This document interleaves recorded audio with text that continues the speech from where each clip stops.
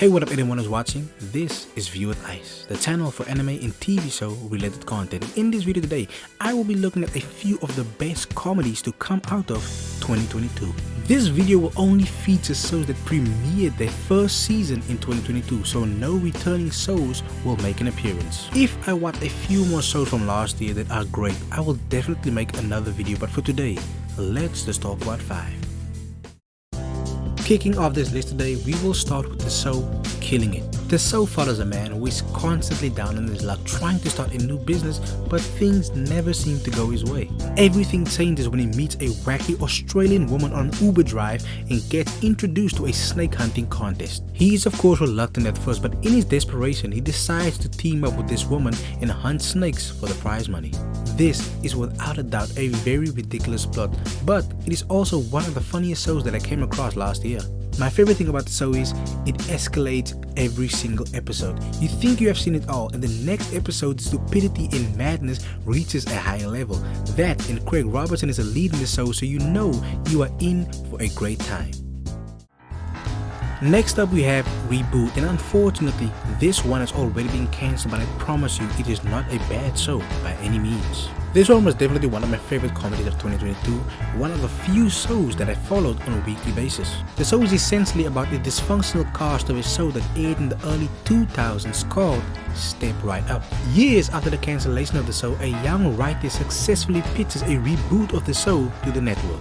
And with this, it brings the ultimately dysfunctional cast back together, and it gives them the opportunity to work through their personal issues and the issues they have with each other. The cast features the likes of Judy Greer, Keegan-Michael Key, Sonny Northrop, Rachel Bloom, and Paul Reiser.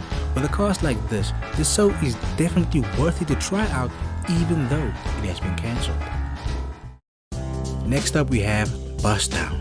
In terms of plot, the show is nothing incredible, but in terms of comedy, it definitely got my attention, most likely because all of the main actors are stand-up comedians that features the likes of Sam Jay, Jack Knight, Langston Kerman, and SNL alum Chris Redd were all also co-creators of the show.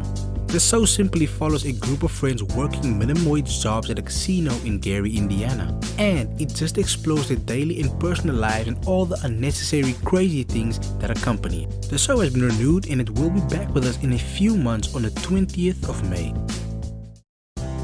Next up we have This Fool. Our show here follows Julio Lopez, a 30-year-old gang rehabilitation worker who still lives at home. The story focuses on Julio and his older cousin Luis. Luis is a former gang member and he is fresh out of prison, now living with Julio and the rest of the family. He is also now part of the gang rehabilitation center Thugs Not Hugs, where his cousin works at, and proceeds to make Julio's already unincredible life more miserable in the process. The show incorporates a cholo lifestyle and culture in a very comedic way. If you look at the show from a distance, you could easily mistake it for some crime drama in the beginning, but it is easily one of the most ridiculous comedies that I came across in 2022, and I'm happy to say that the ridiculousness will continue because the show has been renewed for a deserving second season. I know the world is always constantly talking about Netflix shows, but you have to put some respect on Apple TV's name because they have a lot of great shows, and Bad Sisters is just another feather in their cap.